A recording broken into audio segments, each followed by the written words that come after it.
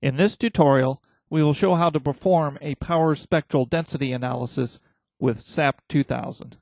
The model is a 50-foot tall pole meshed in 5 equal segments with a random forcing function applied at the 30-foot elevation. The forcing function is a power spectral density curve with a magnitude of 300 pounds squared per hertz over the frequency range 0 to 5 hertz. The goal of the analysis is to be able to plot the spectral density curves of the results, as the square root of the area under these curves will give us the RMS values that are needed for checking and design. Start by selecting the File New Model command and set the units to pound inches.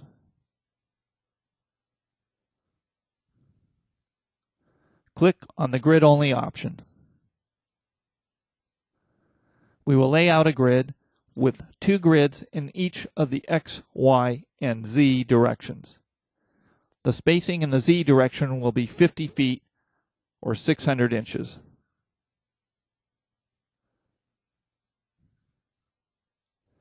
We will set the left view to an elevation. Next, we define the steel material property of the pole. We will add a new material called pole steel.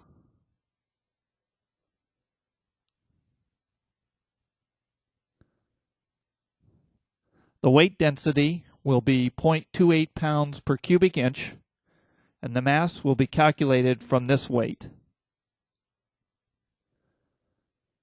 The modulus of elasticity is 30 million psi.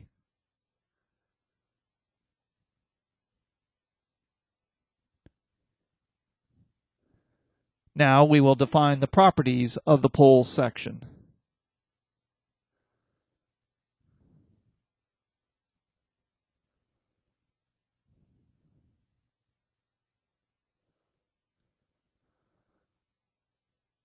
We use a general section.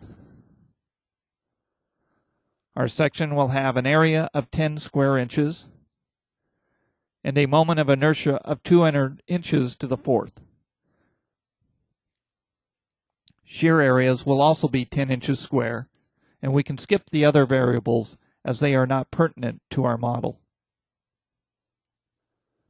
We will call this section pole and make sure that the material is set to pole steel. You can ignore the depth and width dimensions as they are for display purposes only.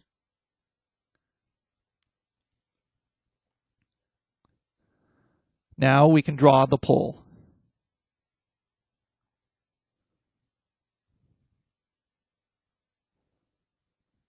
We will draw it in one segment, top to bottom.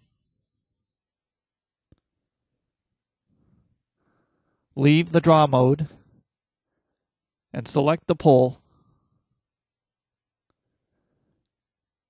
and use the Edit, Divide Frames command to break it up into 5 segments, each 10 feet long.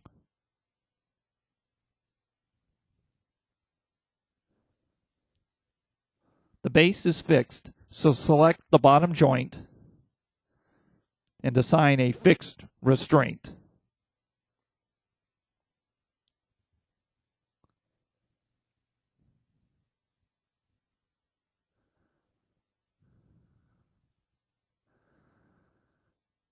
Make the nodes visible on our elevation view.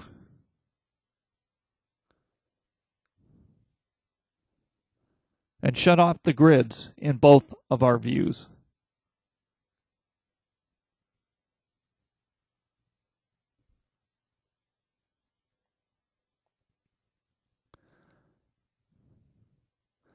A check of the load cases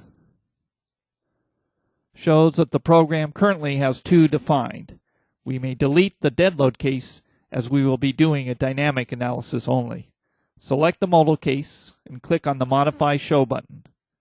Change the maximum number of modes to 3 and click OK.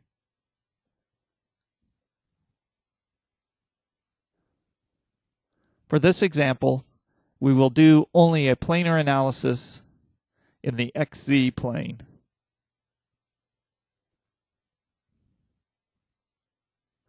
We are now ready to run the modal analysis. It is important to note that we are running a modal analysis only at this time.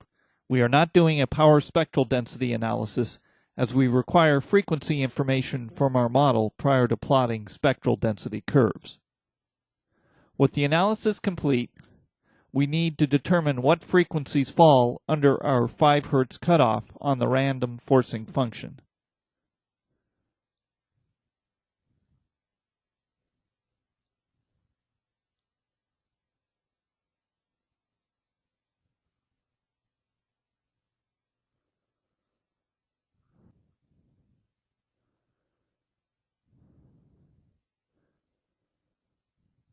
Our period and frequency table shows us that just one out of the 3 modes at 1.388 Hz occurs below 5 Hz cutoff. Next, unlock the model so that we may define the items needed to do a power spectral density analysis. Start by replacing the dead load pattern with a PSD pattern.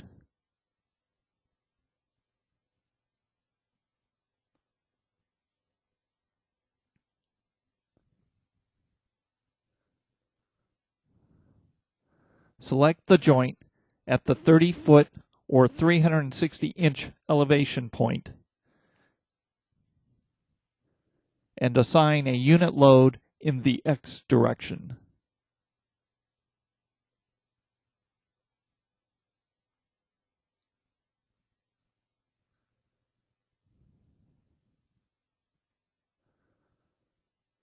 Now, go to the Define, Functions, Power Spectral Density command, and add a new user function. For our analysis, the value will be 300 from 0 to 5 Hz.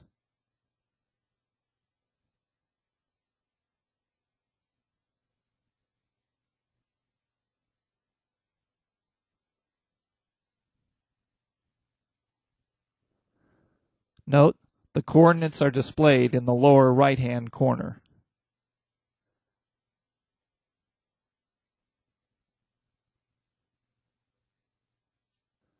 The last item to define is a PSD load case. We will add a new case called PSD. Make sure that the load case type is set to power spectral density.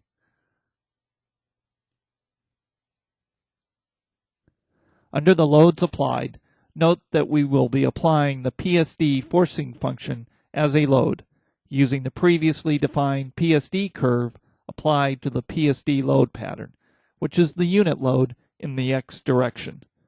The scale factor is often useful to control the combination of forcing functions when you have more than one source. One of the most critical steps in the data definition process is setting the frequency.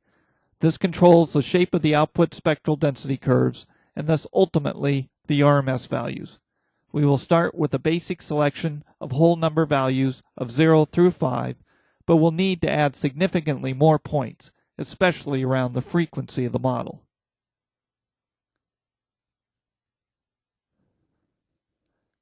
We will use the Add Modal Frequencies option.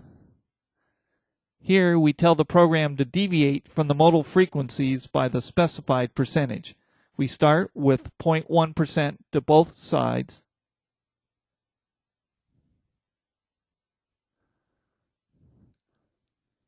followed by 0.2%,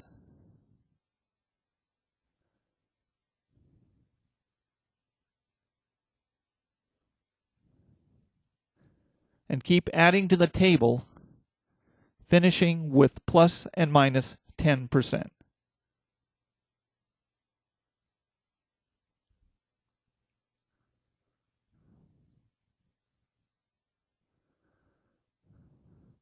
it is important to have an adequate number of points around the structure's frequency.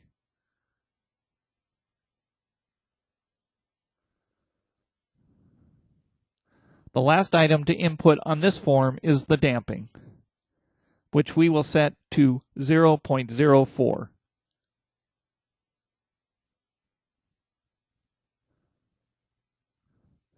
We are now ready to run the analysis for the power spectral density load case.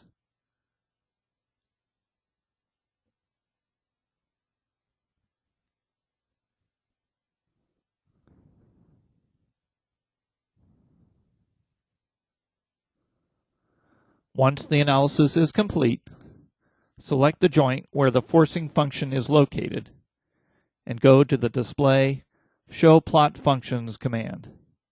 Here, we will plot the spectral density curve for displacement in the x direction. Confirm that the joint 4 function is the x displacement.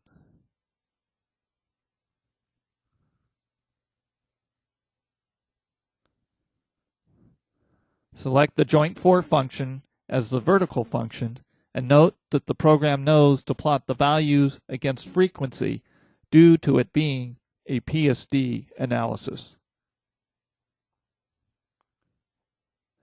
Note how narrow the curve is and why it was important to include numerous points around the fundamental frequency.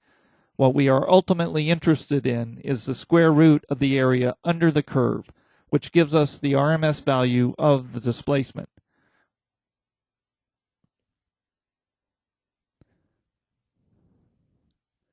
We can get this value by asking the program to display the deformed shape.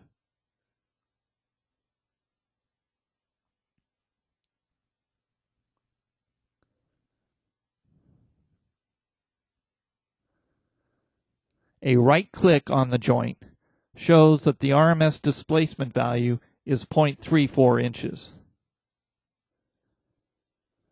A right-click on the top joint gives an RMS displacement of 0.74 inches.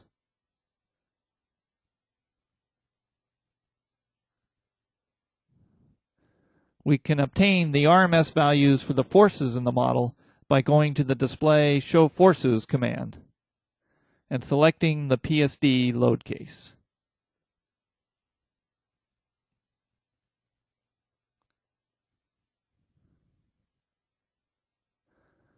Right-clicking on the bottom member displays the force diagrams, and in this case, the maximum RMS moment at the base is approximately 43,000 pound-inches.